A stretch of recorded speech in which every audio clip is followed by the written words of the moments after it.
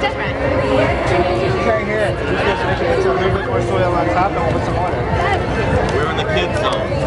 We can just bury it. Hi, Pat. Hey. Here with the kids. Yep. This is great. I love it. I love this. It's wonderful. Good morning, brothers and sisters. Here to start our gathering off with the right intentions and respect, we now present our opening words from indigenous people of this land we now stand on and occupy. Ladies and gentlemen, please welcome Larry Smith.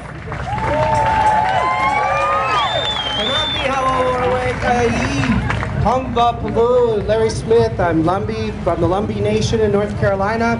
Hello, it's good to see everybody. I'm grateful to be here on Tongva land, and I'm grateful to be here amongst all of you to help defend Mother Earth and everything that she provides for all living beings here on planet Earth. And I have the privilege and honor to introduce a good friend, a good colleague, and someone who I've worked with for many years. She is the founder of Tiat Society, the traditional council of Pimo. She's an educator, she's a cultural educator, she's a professor, she's a community activist, she's a community organizer, and she is from this land. So I want to welcome from the Tongva Nation, Cindy Alvitri.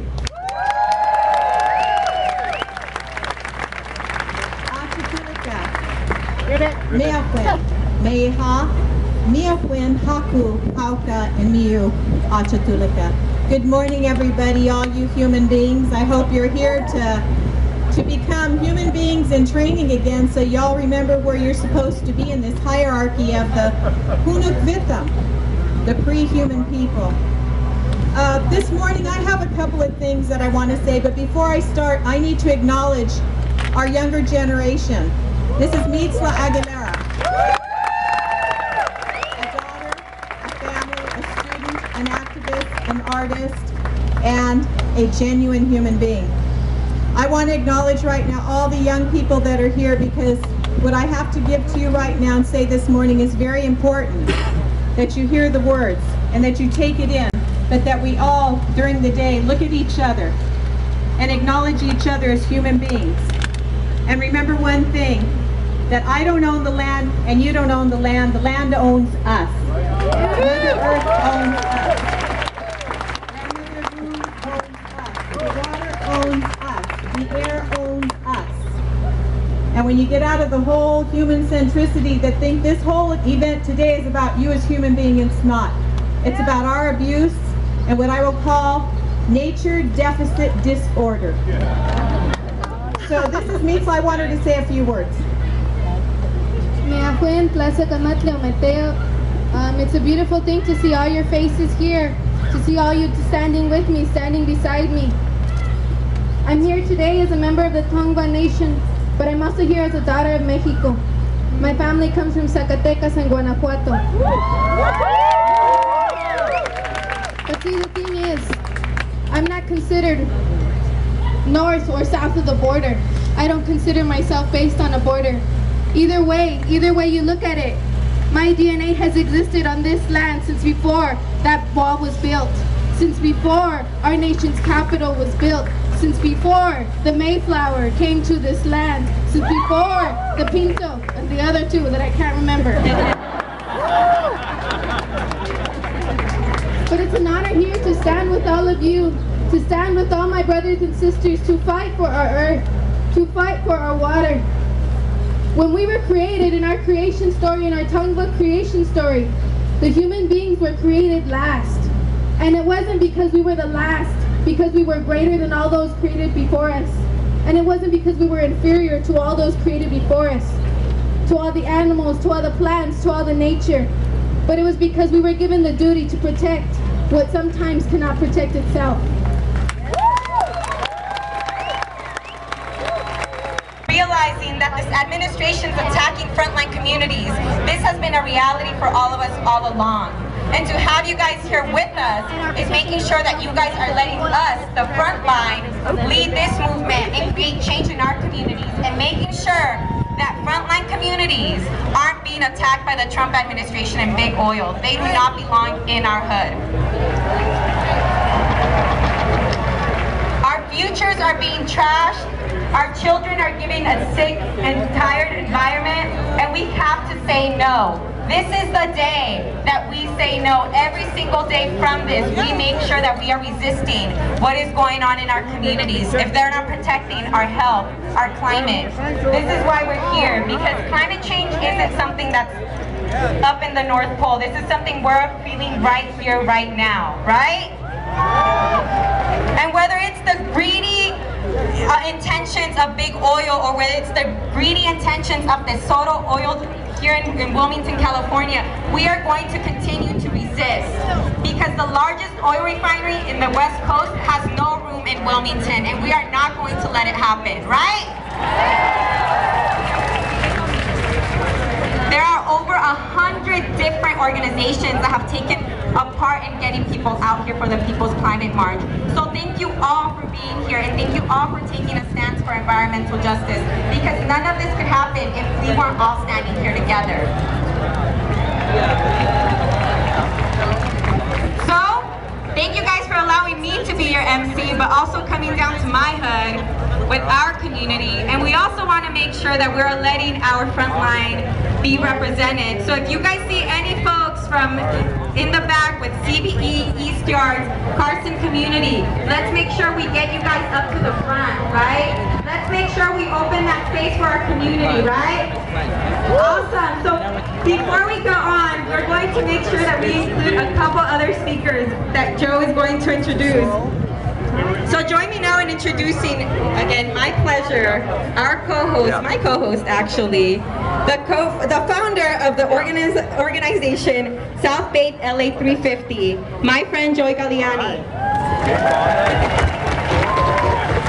Thank you, Ashley. Yes, I am this tall. Hello, all you beautiful people. I'm so glad to see you all, because to change everything, we need everyone. And we definitely need to change everything, ladies and gentlemen. Fortunately, we have everything in place right now, right here, to stop using this poison oil and stop killing our children and their children. We already have the solar, we have the wind, we have the storage. All of this is ready for you to use now. The only thing that's stopping us is the most evil and rogue industry on the planet. The people that want to burn us to the ground. Are we going to let them do that? No! Damn right we're not. Fortunately, this movement is big and broad and inclusive, and it's growing every single day. Look around. He may be the worst thing that's ever happened to our government, but Donald Trump has brought us all together in a way only the devil himself could have. Thank you all so sincerely for coming.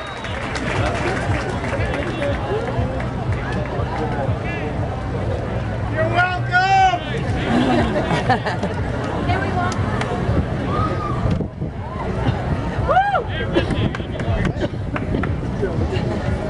Okay, we're back online. Thank you.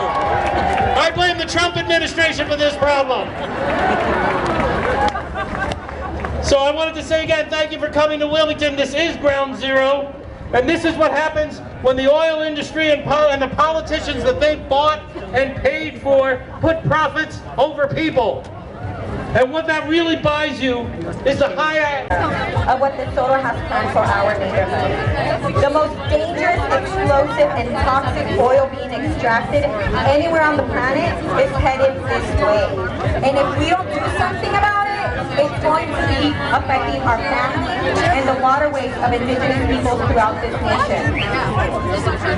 They're going to be bringing Canadian tar sands oil, Bakken crude from North Dakota. And yes, Standing Rock is everywhere, especially here. So if you're for indigenous rights, you are for these Soto projects not happening. For reproductive rights, for immigrant rights, regardless of where you are and where you come, your basic human rights need to be happening here. This is the only place where we can have them. So why are why we're still fighting for them. This merger can't go on. Tesoro would allow this pipeline to connect to the Dakota Access Pipeline. But we are not going to allow that, are we? Right. All right, let's get started with our program now. Our first two speakers are both from Communities for Better Environment, and they are the leaders in this fight against the merger. And they are here to tell us exactly what we're up against, ladies and gentlemen. Julia May is the senior scientist for Communities for a Better Environment, and she's been with CBE for over 30 years. No one knows the facts and the scientific reality of what the Tesoro merger really means for our environment and our communities better than Julia does. If you were marching for science last weekend, you were marching for Julia.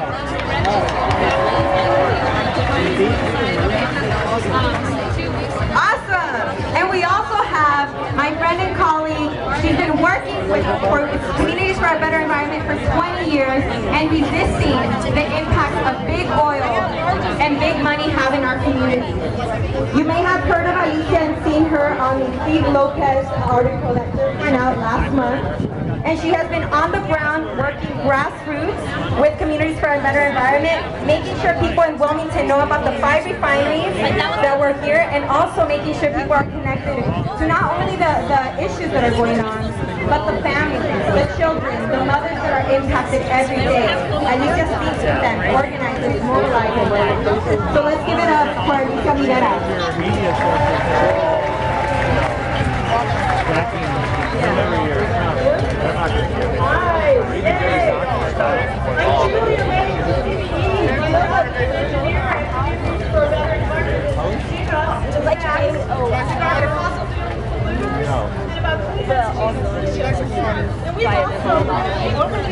Freedom of speech and everything, but they do a lot of petitions and stuff.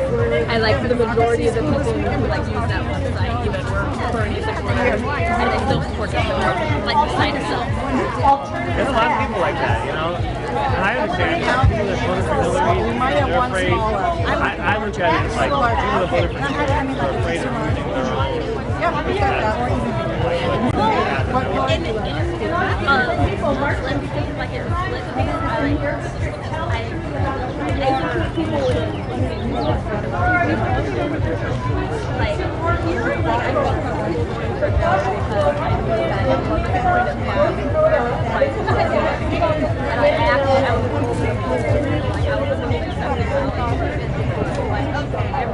Here are some of the actual steps. Tesoro wants to bring 360,000 barrels a day of natural oil. Fracked crude oil to supply bomb trains to Washington will benefit to LA.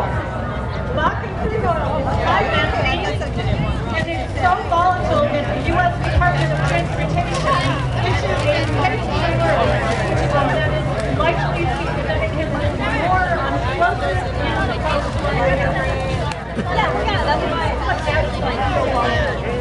There also wants to bring car stations to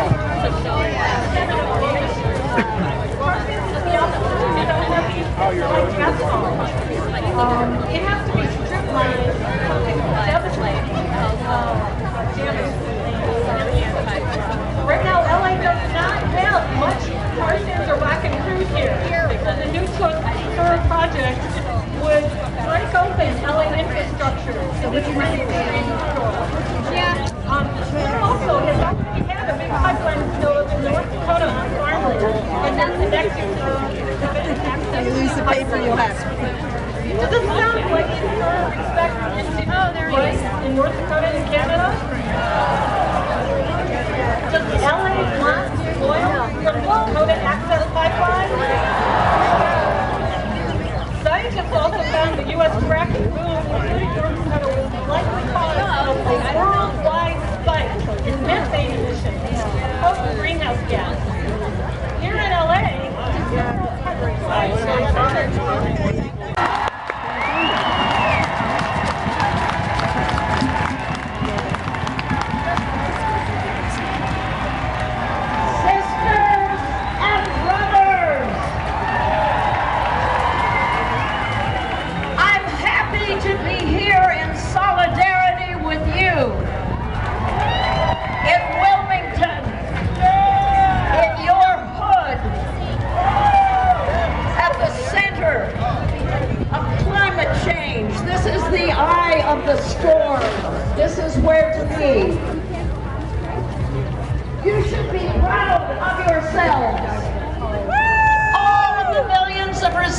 Leaders across this country should be proud of themselves.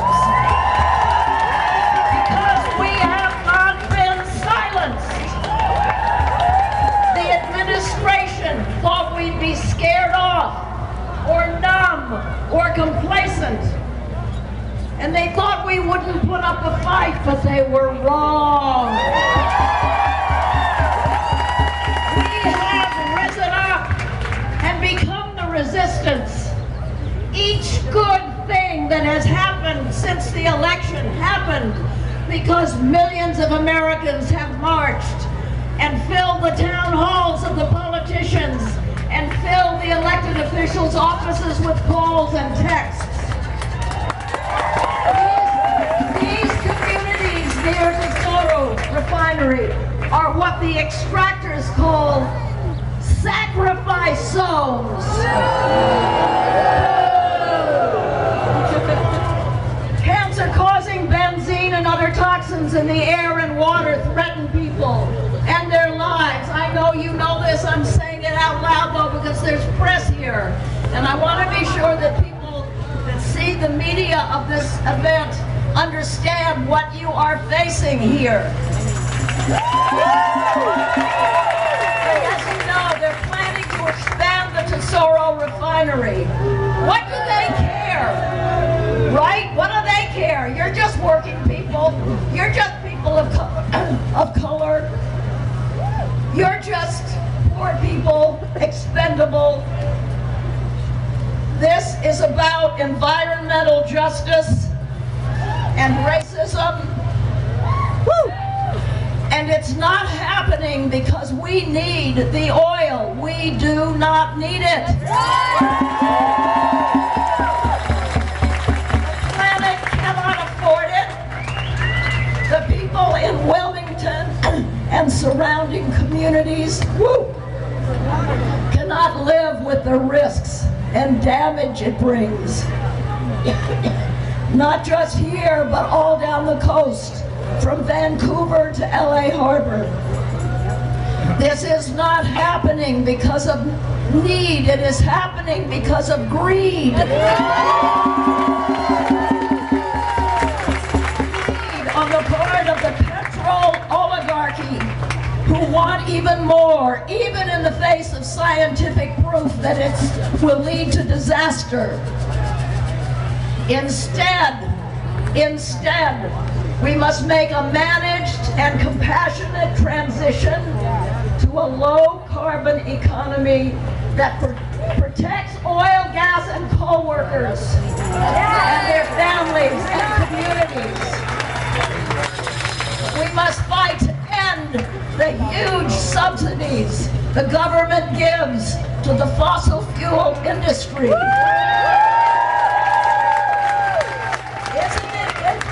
How those guys hate giving welfare to you all, and yet they take so much of it themselves that we pay for it.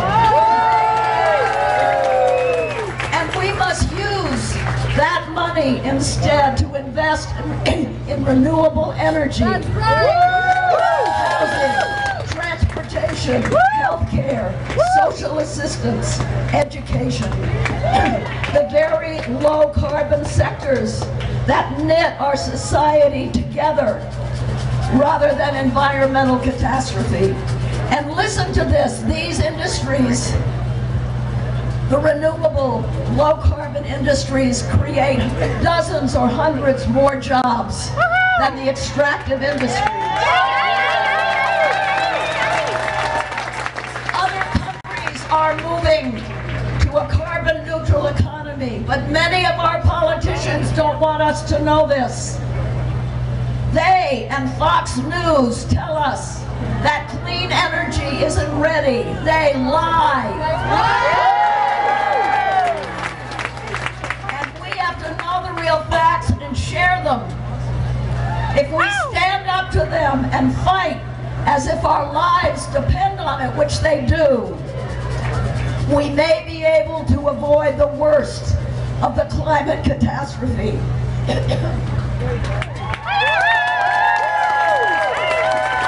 I'm sorry, it's plastic. We shouldn't buy plastic, but we need to protect our water. We can't march today or just next month. We must see this as an ongoing fight.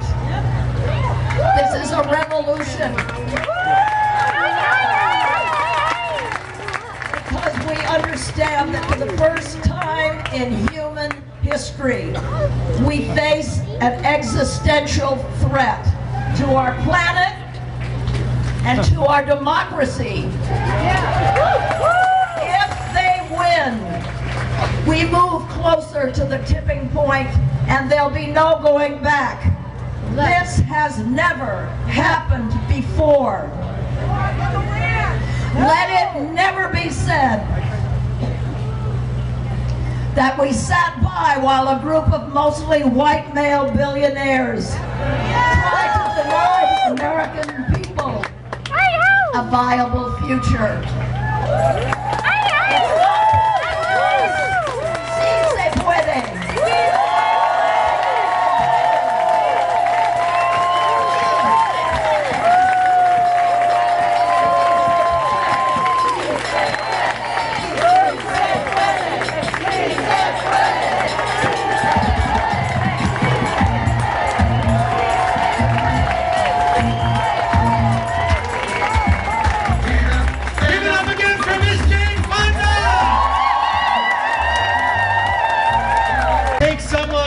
Courage and cojones to follow that. And I have just the person for you, ladies and gentlemen. This is the man who fits that bill. Because one day, after the election of Donald Trump, he stood up for all of California and he announced, quote, "Today we woke up feeling like strangers in a foreign land. Because yesterday Americans expressed their views on a pluralistic and democratic society that are clearly inconsistent with the values of the people of California." He went on to say that California is and must always be a refuge of justice and opportunity for people of all walks, talks, ages, and aspirations, regardless of how you look, where you live, what language you speak, or who you love. He is our state's progressive leader on the environment and clean energy. He is the voice for the working class and the determined defender of immigration and all immigrants. And he is here with us today because he knows that climate change starts in this hood. And he is working to do something about it, ladies and gentlemen. Please welcome me. Please welcome with me California State Senate President Pro Tem, the representative of the 21st District, Senator Kevin De Leon.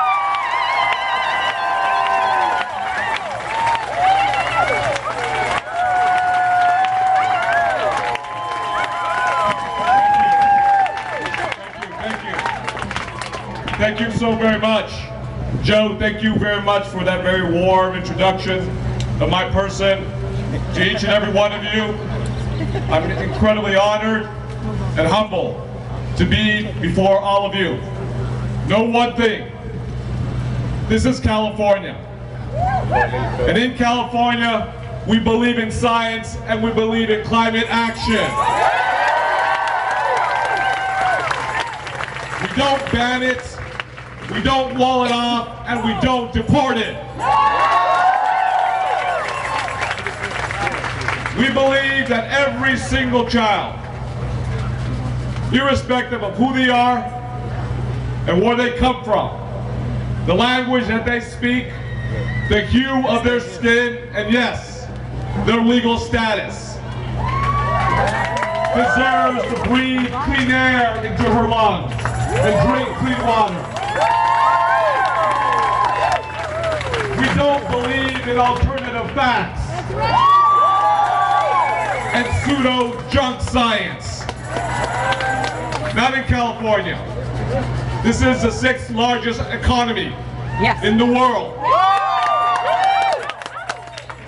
In fact, you would think that Donald Trump, Scott Pruitt, Rick Perry will look towards California and find value in what we do. As a state, we are 39% less carbon intensive And we have created 500,000 new jobs in the clean energy space. Jobs that are real, jobs that are tangible, jobs that you can verify. Guess what? When you harness the power of the sun and the wind, it's free. It's not subject to volatility on the global market. It's not subject to wars in the Mideast and elsewhere. That's why in California we have more jobs in the clean energy space than there are coal jobs in the entire nation.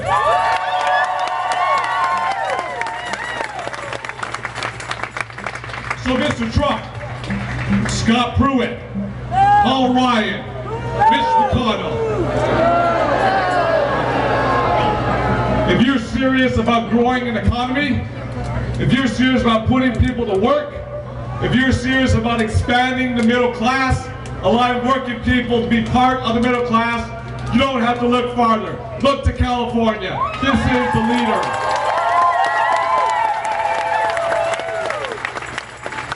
My friends, it is absolutely important that we remain a world leader on workers' rights, women's rights, LGBTQ rights,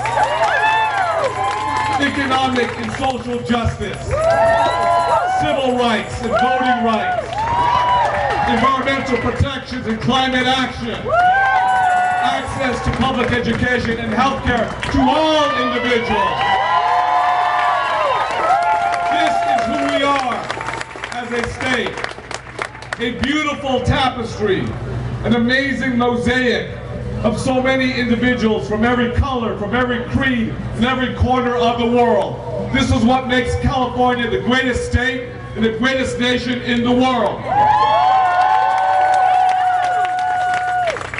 So know that on behalf of the California State Senate, we will work with each and every one of you to make sure that we reduce the harmful emissions of carbon into the atmosphere, that we reduce harmful, short-lived climate pollutants, black carbon, NOx, SOx, particulate matter 2.5, what our children breathe into their lungs every single day.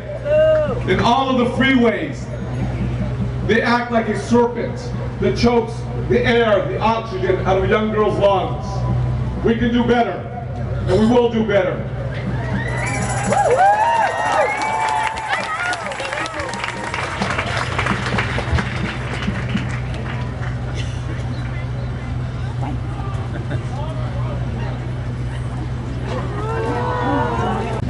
That irregardless of who occupies the White House today, that individual will never change our values as Californians.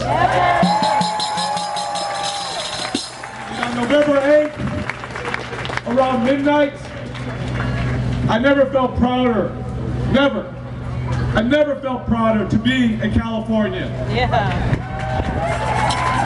Where by a margin in the millions, Californians rejected the politics fueled by resentment, misogyny, and bigotry.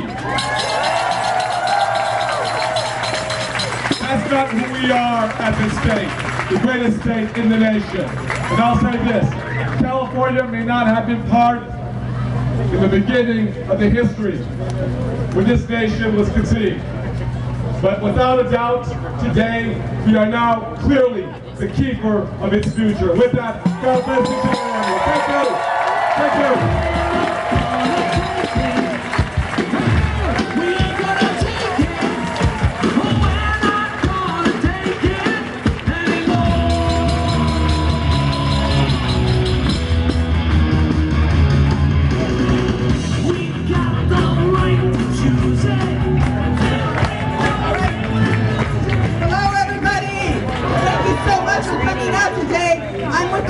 Biological diversity, and every one of you is lovely, and I really appreciate your efforts, your posters, your art. All of our volunteers, however, will be meeting behind the bus. So if you are a volunteer, please meet us behind the bus. All right, I'm going to read a solidarity statement because today is also the anniversary of the Los Angeles riots. And we wanted to say that we are in solidarity with our brothers and sisters in South LA community who have gathered today with other organizations at the Future Fest to build community, commitment, and a vision for South LA's future. It is with great pleasure and reflection that I read this statement. Today, April 29th, as residents of South LA commemorate the 25th anniversary of the LA Uprising, we stand together against environmental racism, and we stand together in resolve to create healthy communities and take a strong stand against climate justice. Today, we are reminded that as we struggle to restore South Los Angeles from the south to the soil, we can never forget that one of those assaults that has barred and marred our landscape and fouled our air and water is the extraction of fossil fuels in our communities. We stand in solidarity with all communities living along the fence line in the sacrifice zones from Wilmington to South LA. Thank you so much.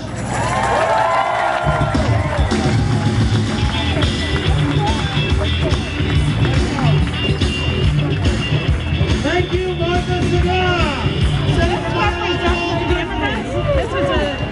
All right, ladies and gentlemen, I hope you're getting ready to march because we're going to march within 10 minutes.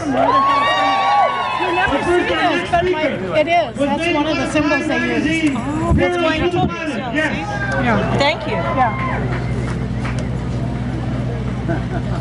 We need more volunteers to meet behind the bus. We have an intense need for volunteers. If you're ready to step up and volunteer, please head on back here to help us with this march. But let me tell you about our next speaker. He was named one of Time Magazine's Heroes for the Planet for his success in helping Riverkeeper lead the fight to restore the Hudson River in New York. And if you grew up in New York like I did, you didn't think that was ever possible, but it happened. Robert F. Kennedy Jr. has built his reputation as an unrelenting defender of the environment based on this and a long string of other successful legal actions. I could tell you so much more about him, but let's hear from the man himself. Ladies and gentlemen, Robert F. Kennedy Jr.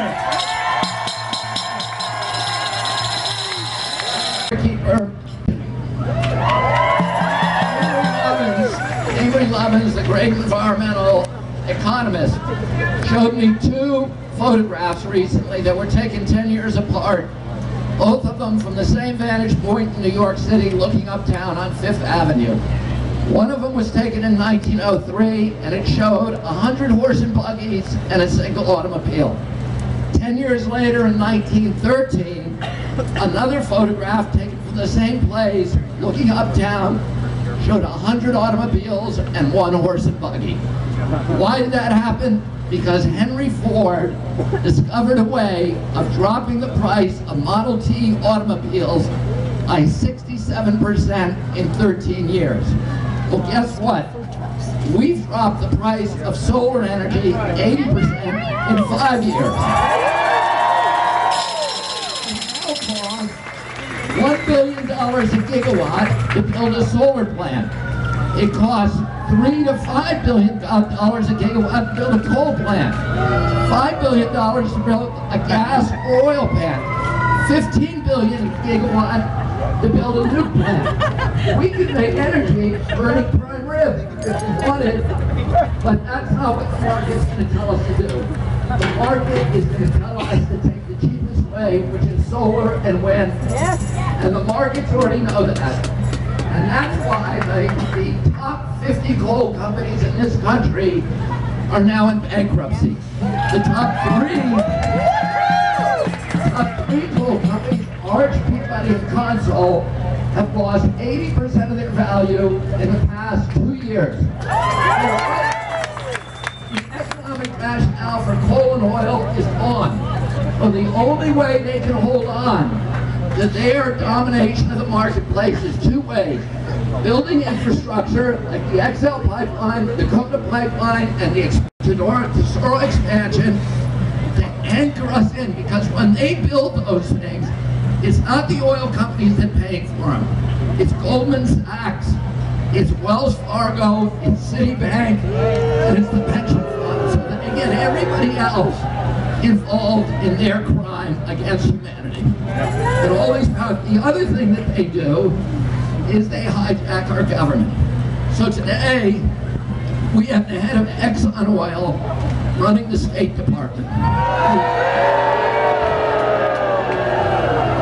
We have a man, Scott Pruitt, who's running EPA, whose only qualification for that job is the money that he took from the Koch brothers and 15 lawsuits that he filed against EPA. He has vowed to destroy EPA, and Donald Trump made him the head of EPA. And who's the head of our energy department? Rick Perry, who during the campaign, Donald Trump said that Rick Perry was a, quote, dimwit, quote, an idiot. He said the only reason that Rick Perry got glasses is because it's the only thing that can make him look smart. That's what Donald Trump said.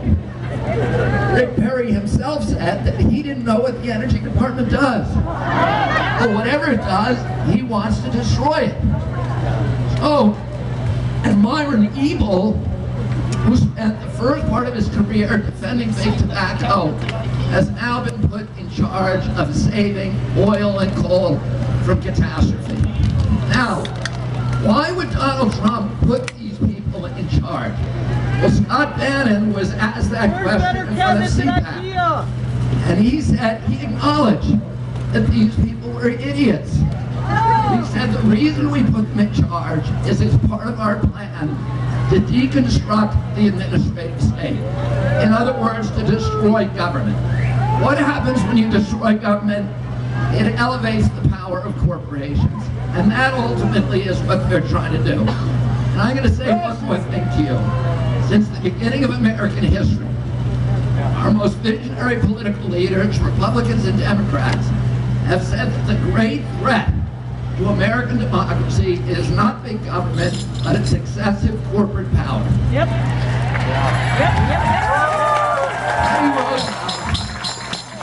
Teddy Roosevelt, a Republican, said that the American democracy would never be destroyed by a foreign power, but it would be subverted by malefactors of great wealth who would steal it from within. Dwight Eisenhower, a Republican, said in his greatest speech ever, warned Americans against the domination by the military-industrial complex. Abraham Lincoln, the greatest president in our history, the founder of the Republican Party, said at the height of the Civil War, I have the South in front of me, and I have the bankers behind me, and for my country, I fear the bankers more. Yes. And Franklin Roosevelt said during World War II, that the domination of government by business is, quote, the essence of fascism. Yep. Fascism, I want to remind you, communism is the domination of business by government. Fascism is the domination of government by business. And right now, you look at what's happening, we are fighting a civil war over the transition from dirty, filthy, poisonous, addictive fuels from hell to the clean, green, safe, wholesome, and healthy fuels from heaven. The last time that we transitioned from old immoral fuel to new energy source was during the Civil War, when we transitioned away from slavery. And the vested interests who owned that system and profited from it were willing to go to war and to destroy the federal government and kill 669,000 Americans in order to hold on to their profit margin. And that's the battle we're fighting today against the oil industry and the coal industry. And we have to send them a message that there once again are Americans who are willing to make the sacrifice to make sure that we hold on to our values and that we make this nation live up to its mission of being a more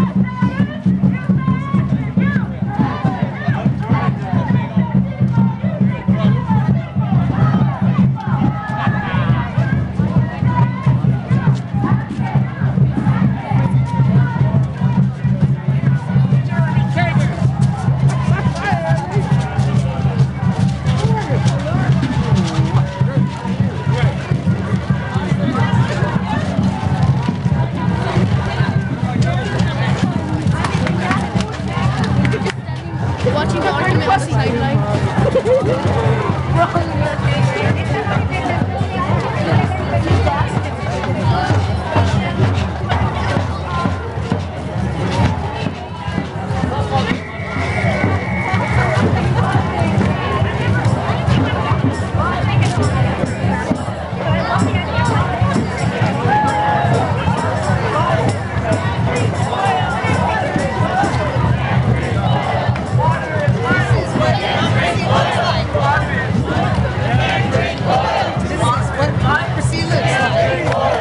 A new world is possible. We are unstoppable. A new world is possible. We are unstoppable. A new world is possible. We are unstoppable.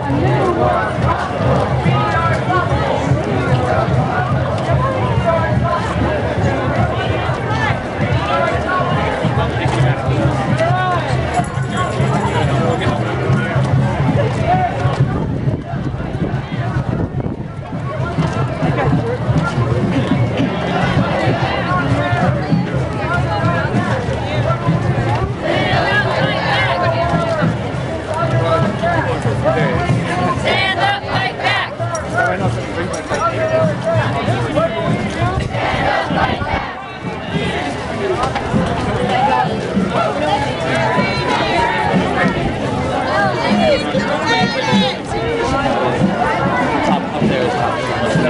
Yeah, but that's also what you're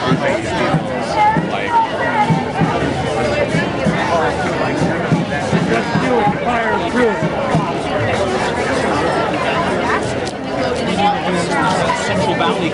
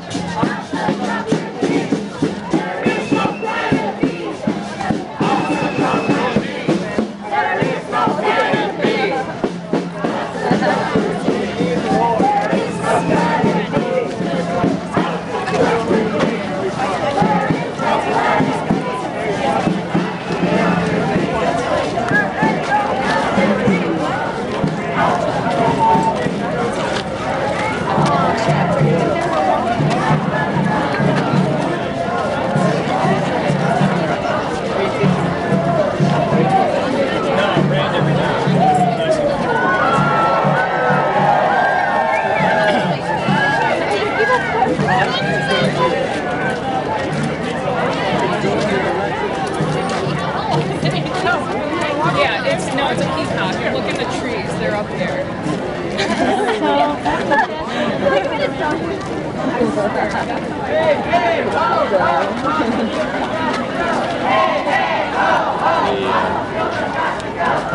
What do we want? To sorrow out. When do we want it? Now. What do we want? To sorrow out. When? Now. What do we want? To sorrow out. When do we want it? Now. What do we want? To sorrow out. When do we want it? Now. What do we want? To sorrow out. When do we want it? Now. What do we want? To sorrow out. When do we want it? Now. Yeah. When do we want it? Now. When do we want it? When do we want it?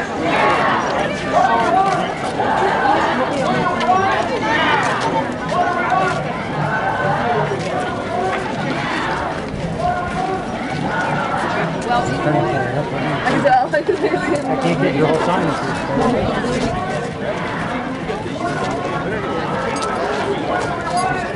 I say hello. Yeah, that's true. Because the bolt is out now. Do it.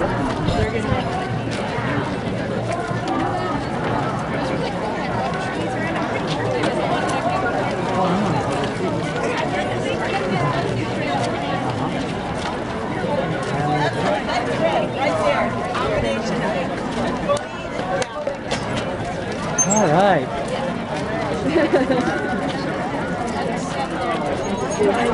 It's fine.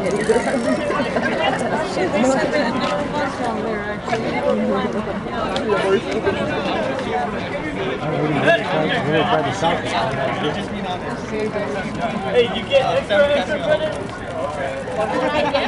Good job, guys.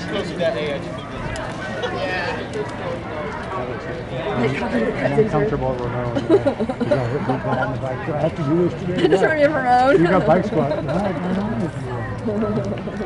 I've ridden the bike for 15 years. You want to go try to find Jesse?